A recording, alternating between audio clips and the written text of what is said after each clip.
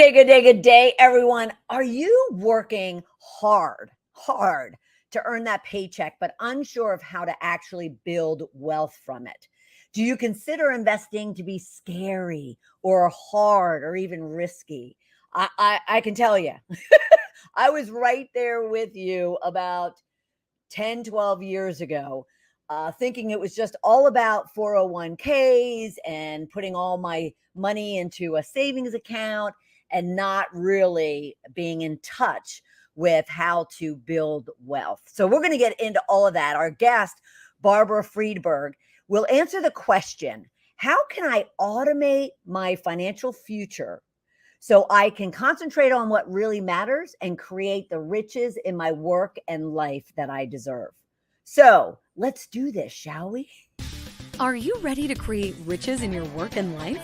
It's time for Shedding the Bitch Radio and TV, where you can discuss, debate, and get advice on how to discover and shed the bitches of fear, insecurity, self-doubt, and negativity, so you can realize your dreams and life purpose and create and accelerate the riches in life you deserve. So let's welcome your ball of fire host, Bernadette Boas. Good day, everybody again. And Barbara, how are you? Hi, everybody. I'm doing great. Happy to be here. I am happy to have you. And who doesn't want to talk about building wealth, right? I don't know. I don't know either. And especially if you can make the path so much easier, even lazy. I love that. Making kind of like the lazy path to riches. I absolutely love that. But before we get into all of that conversation, let's learn about Barbara. So where are you from? Let me give you the Cliff Notes version. I was raised in Cincinnati, Ohio by entrepreneurial parents. My dad was dirt poor growing up. He started selling newspapers on the street. He was a Depression era child. My dad and too. Everything he had, he worked for. Right. Yep. So that was the mentality I was brought up with. I have a sister, and we were both expected to do everything. There was no like, this is girls' work, or we were raised as if we could do whatever we wanted to. Right. My father introduced me to investing when I was probably a teen, and money was a part of our lives. Money was not to be wasted. It was to be valued. It was to be used judiciously. Right. Yeah. Yes. I can definitely relate because I'm one of 12. My dad also grew up in the Depression, and he definitely socked all of his money underneath the mattress and literally didn't have a credit card until he was about 65, and he wanted to start traveling. So I can totally relate to kind of the fact that you need to work hard to play hard, so to speak. Now, why was that the springboard to why personal finance became kind of your area of expertise and your passion, or was it something else? My parents were in a real estate business, and they built that up into a very successful, today it's really called flipping. That's what they used to do. But in the day, it was buy dilapidated buildings, fix them up, and resell them. They also had a retail brokerage. And my father was also interested in the stock market. So it was in our home. That's what we talked about. That's what was there. That was what I was exposed to. Right. And I acknowledge that I'm very, very fortunate, because many people don't come from that type of background or come from parents who made stupid financial decisions. So Just say it like it is, Barbara. Give it to us like it is. Well, yeah. I mean, not to say I haven't made mistakes, or my dad or mom haven't. Everybody makes mistakes. Yes. If you've been alive, you make mistakes. Right. Oh, absolutely. And I have to tell you, my whole money belief system was absolutely skewed by, only being able to eat shit on a shingle and wear hand-me-down clothes and, never accept anything. Never accept charity. And it definitely skews those early belief systems carry forward into, not only adulthood, but even like grandhood, when you're actually Yes. like a grand senior. So this whole subject, when it was brought to me, I was just like, oh, we need to help people.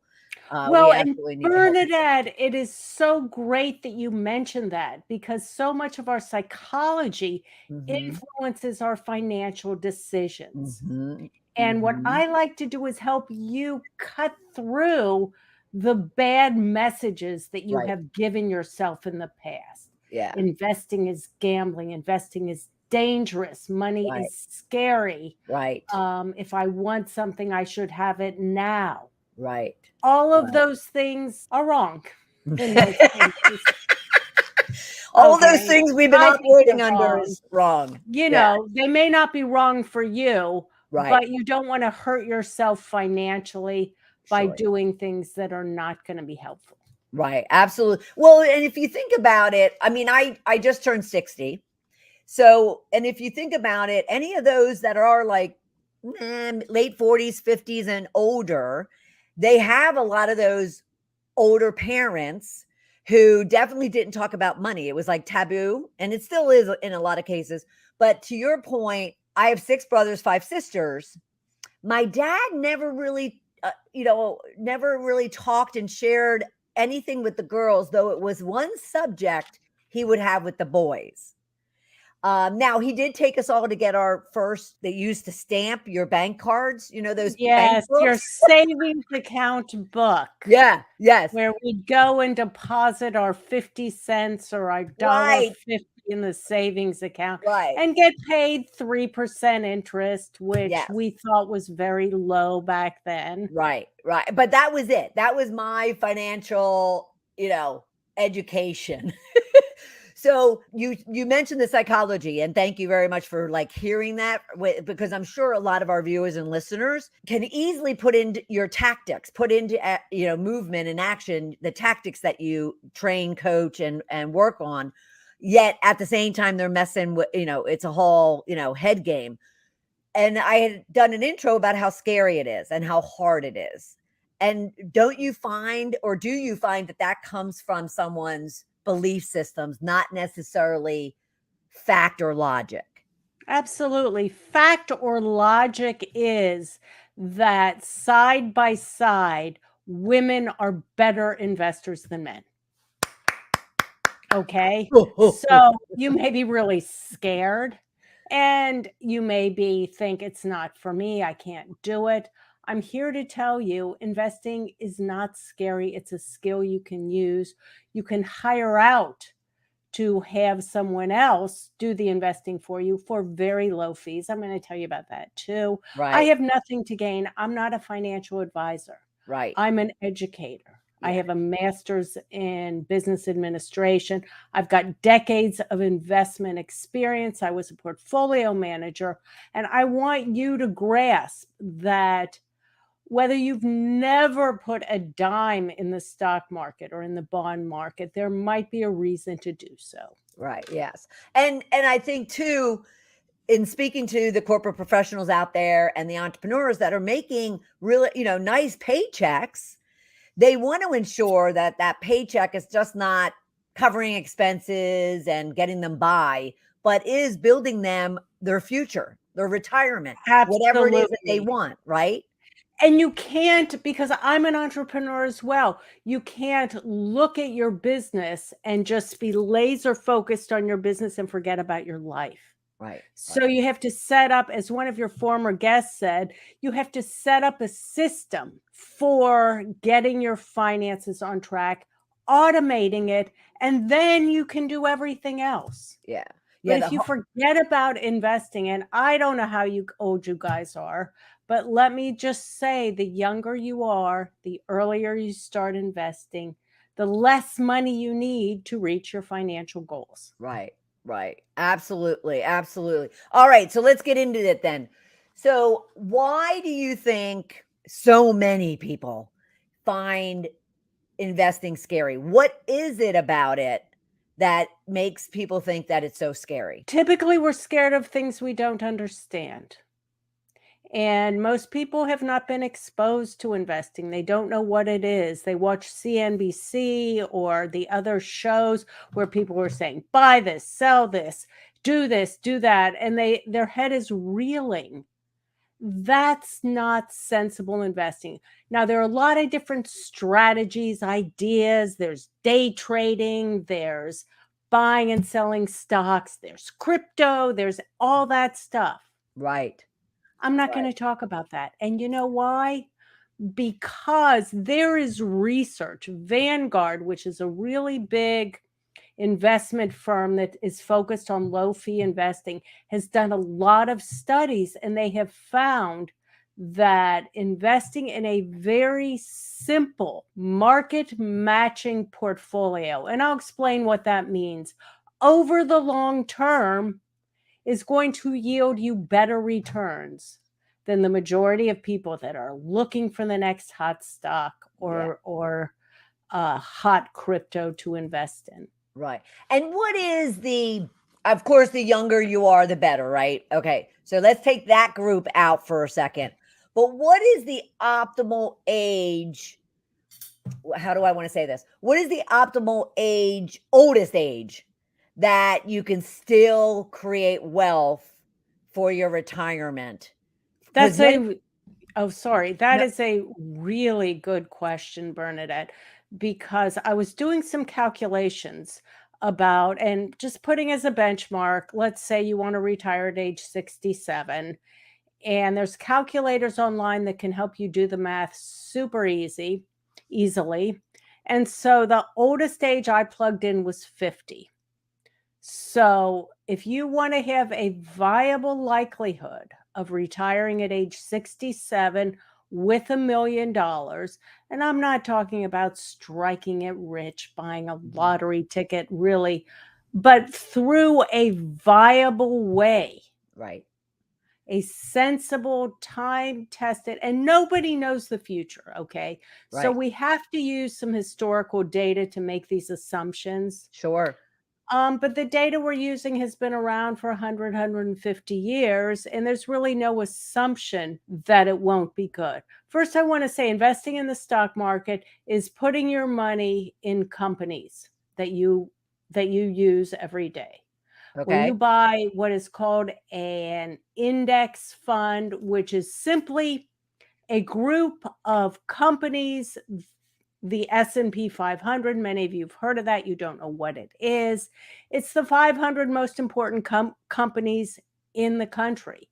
If you buy an index fund of the S&P 500, and what you are doing is buying partial ownership in those 500 companies. You're not investing in like the air or a casino. Right. The prices of those stocks, which are underlying that fund, they're going to go up and down every day. Yeah. Don't worry about that. Right. But over the long term, and when I say long term, I'm talking minimum of 7 to 10 years. So none of this applies if you need your money in 5 years. If you need your money in 5 years, then you want it in a CD or a short-term government treasury, period. Don't put it in the stock market. Okay. 2022 has shown us that, right, Bernadette? Yes, it has. Anyone who has a 401k, an IRA, a mutual fund has seen their investments drop. Yeah, absolutely. So you asked me, what is the oldest age you can get started? I'm going to answer that for you now. Assuming that you have, and we'll get into the specifics, so don't like glaze over now and think this is too much for me. If you can run your own business or hold a corporate office, you can get this. Assuming you have 70% invested in an S&P 500 index fund or stock market type investments, 30% in bond type investments, you can expect that over the next 17 years, you could earn a 7% annualized return per year. That's possible. It's not your most optimistic scenario, it's also not your worst case scenario. Right. Now I just want to make sure we can clarify something. So if someone has a pool of money that every month that they can be investing, that's where the 70-30 comes in. So whatever pool of money that they have, 70% of it going to the S&P index, 30% of it going to bonds and other things is what that 70-30 breakdown was about.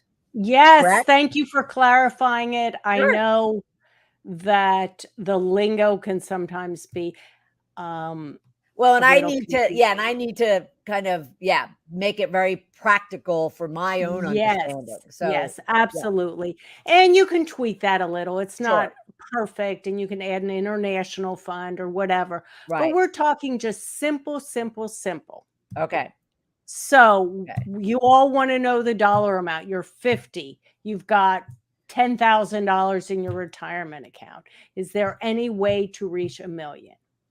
Given this scenario, okay, you're starting to invest at age 50. You want to retire at age 67, and you can invest $2,600 a month, which works out to be $30,000 a year. I know that sounds like a very lot of money, Right. but this is if you want to reach $1 million by 67. If you want Right. to reach 500,000, you can cut it in half. Sure. Makes sense. Okay. Makes sense. So you can tweak the numbers.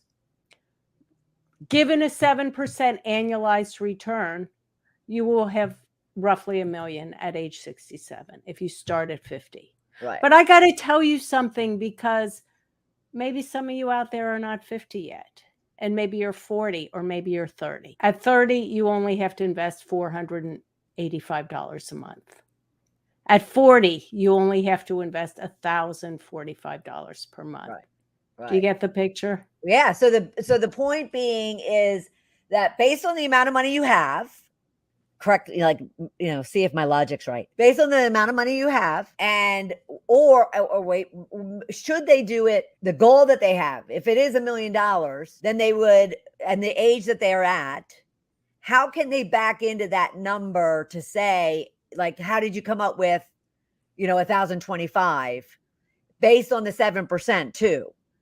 To then say, okay, then at 40, you need to start putting away 1,025. Wonderful question. You are just asking what people need to hear. I used a calculator. Okay. I selected 7% because over the last 100 years or so, stocks have earned an average of 9.5, 10% a year. Bonds have earned an average of 5% a year. So you can tweak the percentages, you can tweak the numbers, but I know you're all thinking, well, how does she do that? Where do I go? What do I do? Exactly.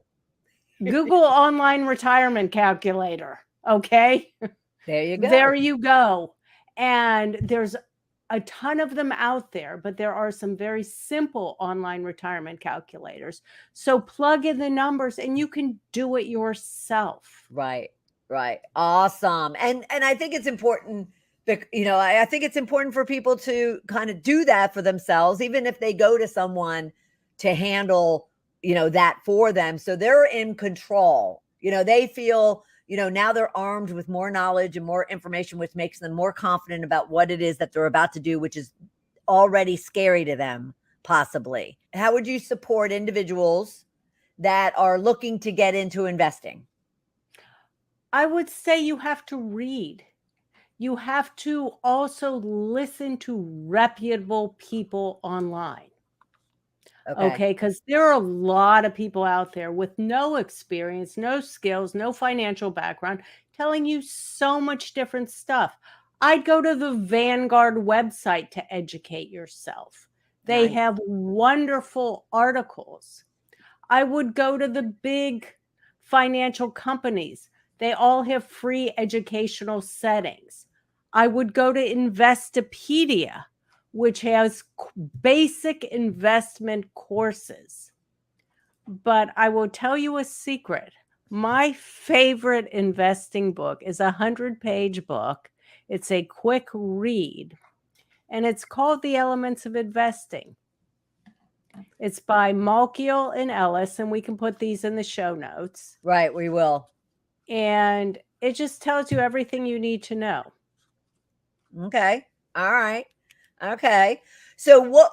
So I want to talk as a result of asking that question that I can't seem to get out of my mouth. I then want everyone to understand where Barbara Friedberg is concerned. What will they learn from your micro book, How to Invest and Grow Your Wealth?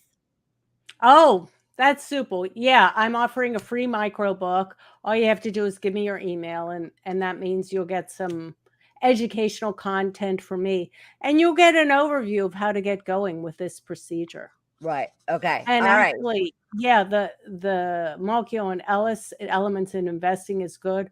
My free ebook is shorter Right. and discusses the same concepts, and Yeah. it's free. Right. So Right. anyone who signs up, and Bernadette will give you the link. You get that for free. It's right there, and I'll The put it link in the is below. link below, and it's I'll definitely put it in the show notes. But yeah, there but it that's where I was going with that question about how you, Barbara Friedberg, can help them. God, Because you I gotta know spell it out for me. Okay. I mean, I can't talk and read at the same time. That is like that's okay. way too much for me. That's quite all right. That's quite all right. So okay, so we're helping them get beyond being scared because now you're arming them with information. They're getting knowledgeable. They have a calculator that they're working on. So I'll have to ask for myself and for my listeners, isn't investing just like a big casino? Isn't it just like a big crap shoot? If you're investing for a day or two or a week or a month, yes, absolutely. Then you're just rolling the roulette wheel. Right. Right. If you were investing for 10 years or more, 7 years or more, think about it. What do you think is going to happen to the majority of important companies in our country and across the globe over the next 10 years? I'm just going to pause it to you. What do you think is going to happen with those companies over the next 10 years, Bernadette? Well, I personally think some of these juggernauts are going to have to split apart, as opposed to continue to monopolize and take over the world. They're going to have to split apart. But these companies are going to continue to grow. And therefore, their value, I would only expect, will go up. So, given that assumption, and that's what most investors believe, or else they wouldn't put their money with these companies. Right. And right. and then also you can also invest in a fund that goes for smaller companies. Yeah. I do that as well because Right. those are going to be a little faster growing. Right. But we're just talking in generalities now. Sure. Yes. If you think that world and US economies are going to grow in the future, don't you want to be a part of that? Don't Absolutely. you want to be on the end of benefiting from that? Not just being a consumer, but also being an owner. Right. Absolutely. Now, how do you get them over the hurdle that so many people I talk to right now, especially from a business coaching and leadership coaching perspective, they're, the whole world is all in their head about this recession that's, going to be, and everything's going to just go to shit again. Excuse the French. Sure. I love it. And therefore, talk about being scared. They were already scared and nervous about not understanding investing, but we've got that taken care of for them. How do we get them over the hurdle? How do you get them over the hurdle of the fact that they're so focused on this looming thing that may or may not happen? And therefore, they're like, I can't invest a dime. I just can't give up any money. I just need to hold on to it and not do anything with it. How do you get them over that hurdle? Wonderful question. Because 2022 has been a real white knuckle period. It has. We have seen the first significant losses in both stock and bond markets in over 12 years. But I've got good news for you. First of all, that's rare. Second of all, You can expect that if you're investing. If you cannot tie up your money or leave your money invested over the long term, continue to add to it, and tolerate periodic declines in your value, then you probably shouldn't be in the investment markets. Then it's not for you.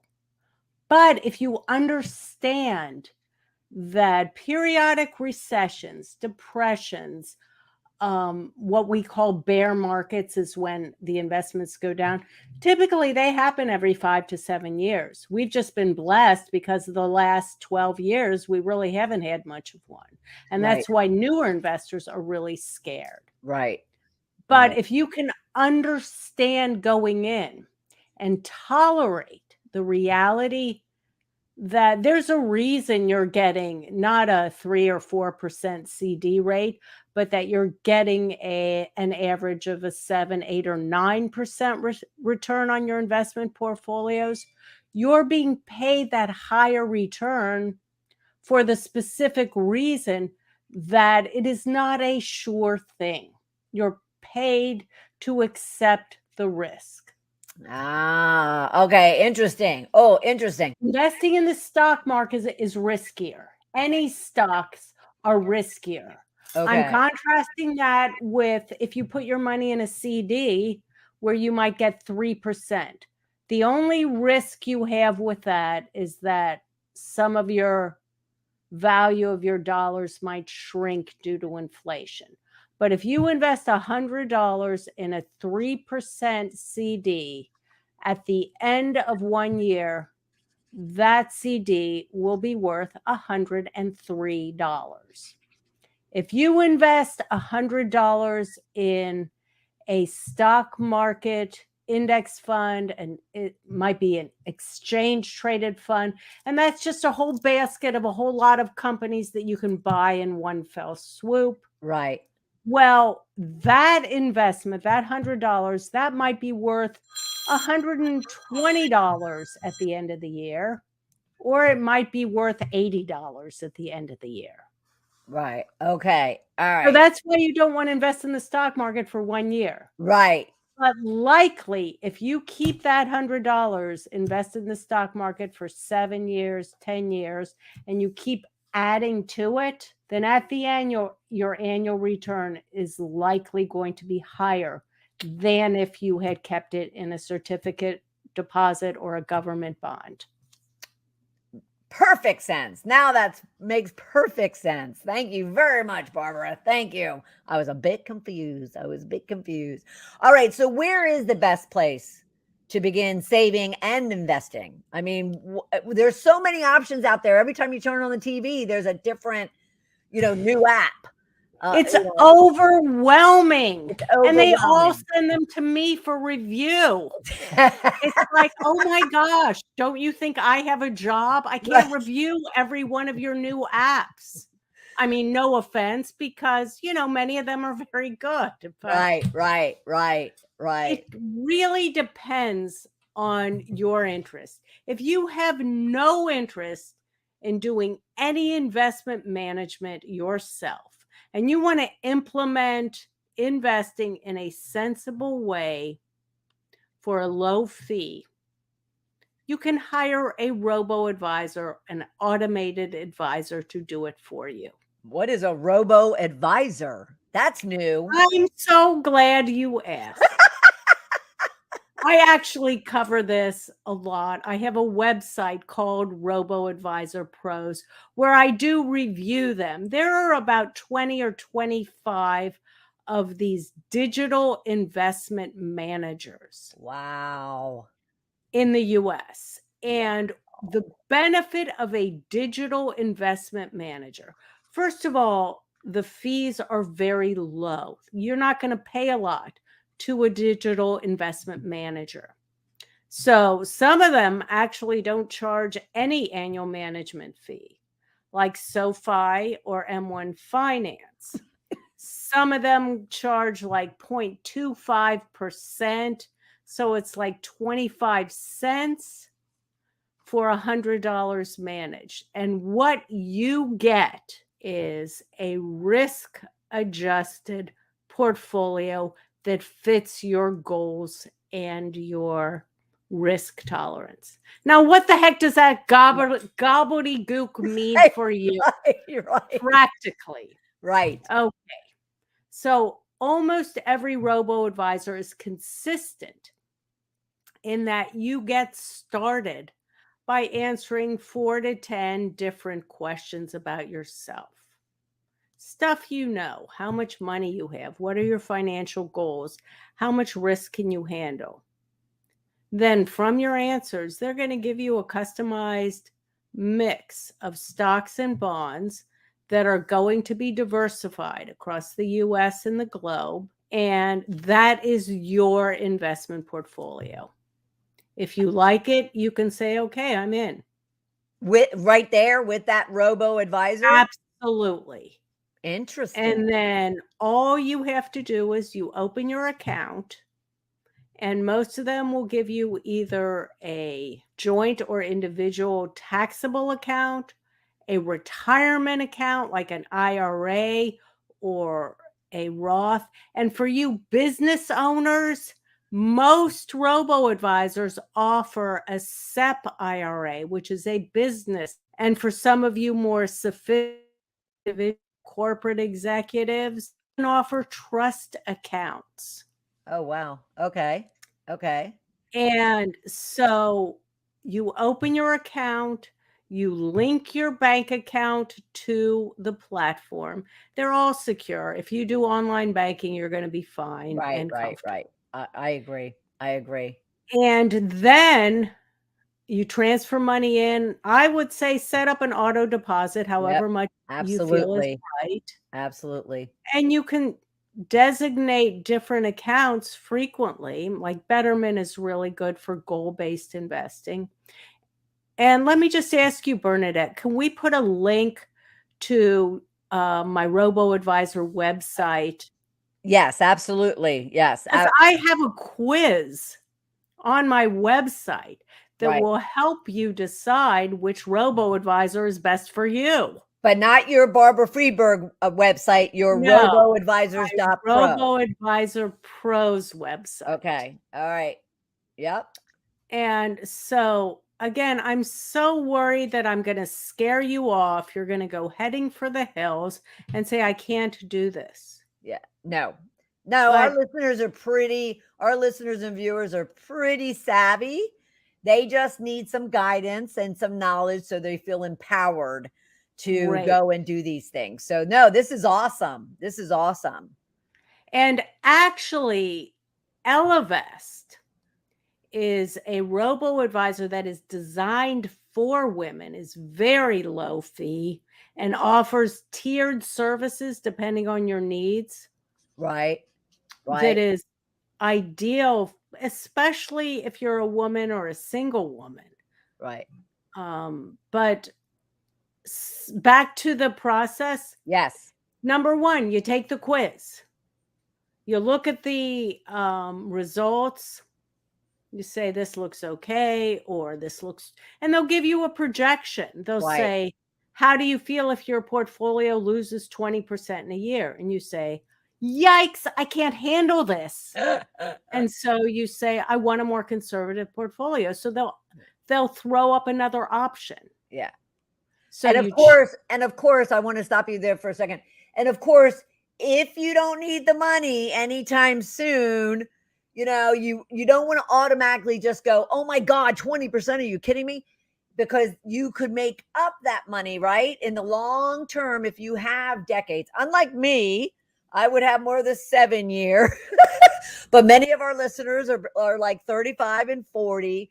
So they have a lot of time, don't they, Barbara? If they took a 20% loss, they have a lot of time to make that loss up. And if you're younger, okay, you're going to invest in a more what we call a conservative portfolio. So it's going to have a smaller amount of stocks, which are typically have more volatility, more ups and downs. Yeah.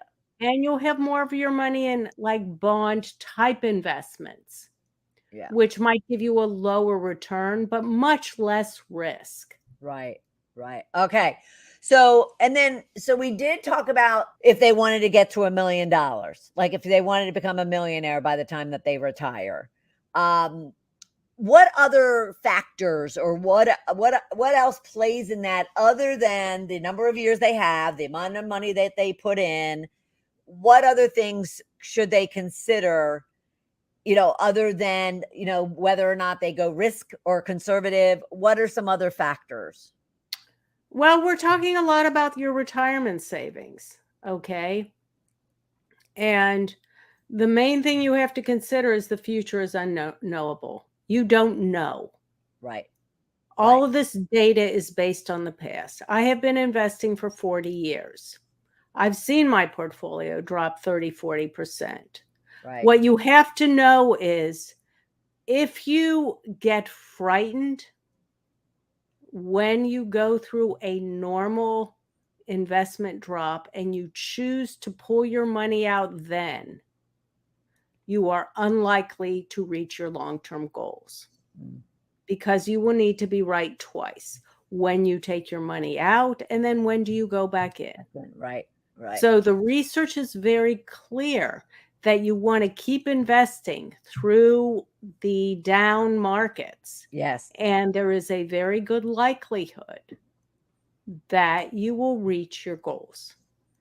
And it's also why auto deduct is probably the best way to do it, because you can put it on automatic and not pay attention to it. Like, Absolutely. you don't have to, you just let it go every week, every month, whatever the cycle is that you're doing it. But you don't have to always just question it. And then all of a sudden 1 week or 1 month is tight. So you're like, oh no, not this month. And then the next month's good. So you do it. It's just do it. And do you kind of provide a lot of guidance in the fact that they should make this like the first thing they take from their monies and just sock it away? Yes. Okay. Can you talk to that? Absolutely. I certainly can. I believe that budgeting, the super easiest way to budget, because raise your hands if you don't like to budget. Okay.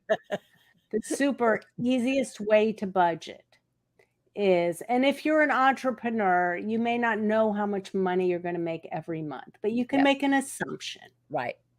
And so you can set a specific amount of money that you auto invest in an investment portfolio. Also, and you set that up with your bank. You go from my checking account or from my savings account. Every month, I want this money directed to either a robo-advisor or I want to do it myself. I can buy a few funds and figure out what amount to have in them. I'm going to have this money diverted to, say, Schwab or Fidelity or Vanguard into funds, and it will automatically get invested in those funds.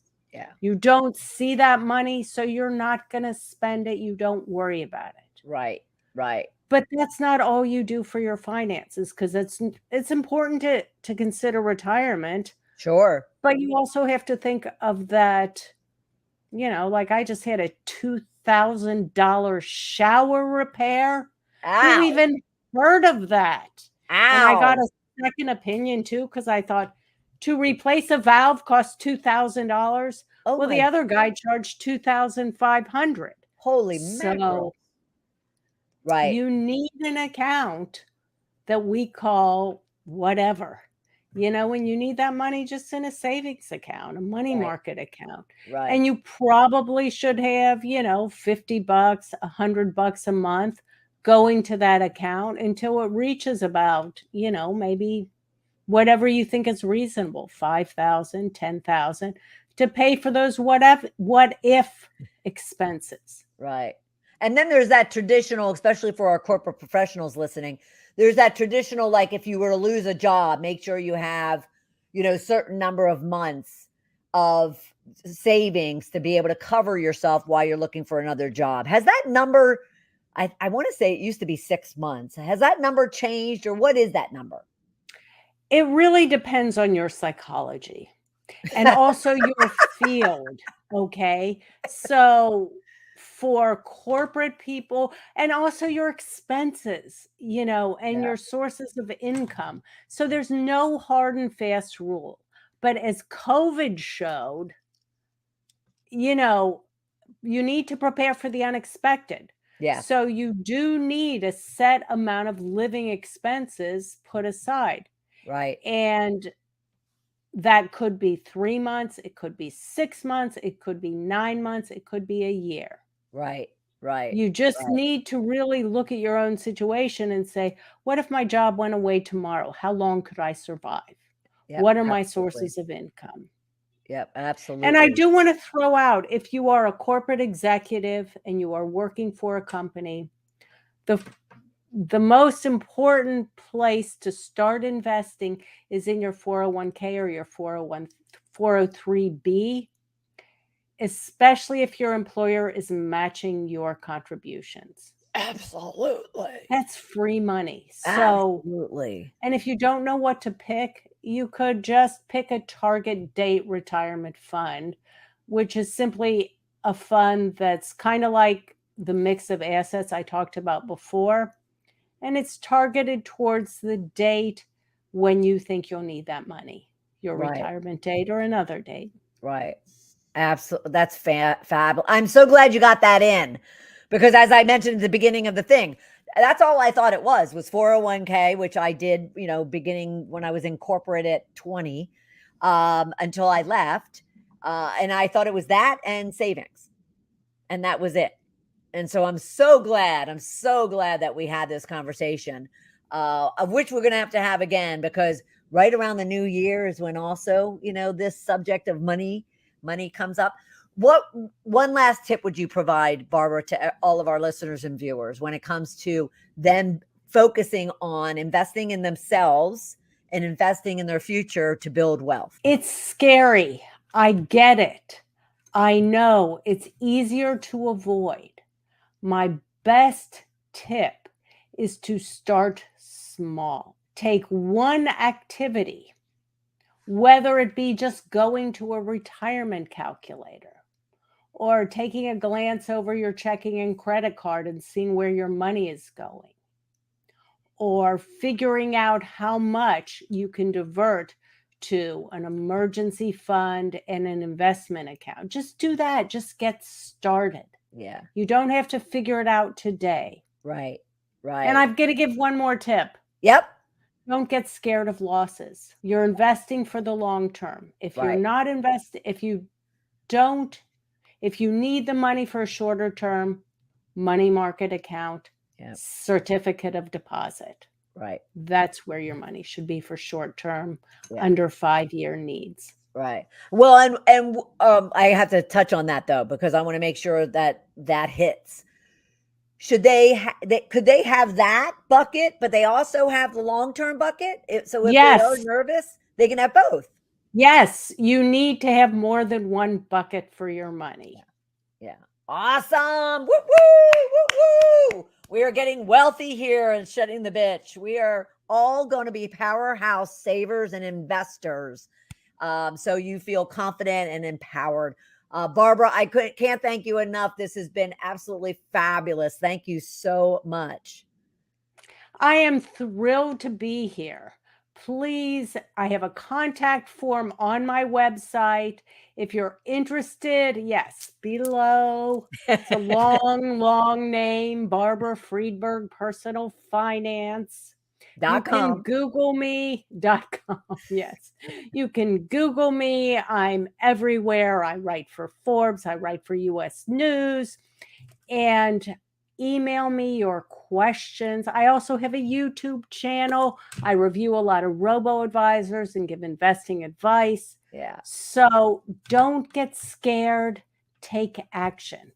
Love it, love it, love it. BarbaraFriedbergPersonalFinance.com, everybody. Whether you're listening or watching, be sure to go out and check that out as well. Download her free micro book, How to Invest and Grow Your Wealth. You can find that at tiny.cc/Barb Friedberg ebook. All right. And all of this will be in the show notes. So if you, whether you're listening or watching, if you haven't been taking notes, we'll make sure that we get all of that for you. Barbara, thank you so much. I so appreciate it. It has been really fun, and I answer my emails. I look at my emails. If you have any questions, please don't hesitate to drop me a line. All right. Awesome. All right, everyone. I am so glad that you've been here. I have learned a tremendous amount, especially about that Robo-Advisors.pro. I mean, come on. That makes it easy for you to be able to really understand what you need to do to invest and meet the financial goals that you have for yourself. I'm thrilled that we had this conversation. And if you need to go back and listen to it again so you can take notes with everything that Barbara shared, then be sure to do that. All right. And then if you want to be the powerhouse leader that you can be and get over any of these fears and insecurities and doubts and negativities about investing, then feel free to reach out and let's have a conversation about it. You can always go to coachmebernadette.com/discovery call and plan that out. Whatever you do, take her advice. Don't be scared. Don't, believe it's hard. Forget all those old beliefs that you've had about building wealth and just build the wealth that you deserve to have. All right. And until next Tuesday at noon Eastern time, I'll look forward to having you then, and have a rich, prosperous week. Bye, everybody. Thank you for taking part in Shedding the Bitch Radio and TV with Bernadette Boas. We would love to know what your biggest takeaway was. Go to Shedding the Bitch on Facebook or YouTube and leave a comment. You can also subscribe to the show on Apple Podcasts and YouTube so you don't miss a single episode of the show. And with your input, we can help other powerhouse women just like you find the show and decide if it's right for them. Learn more about Bernadette at balloffirecoaching.com. See you next week.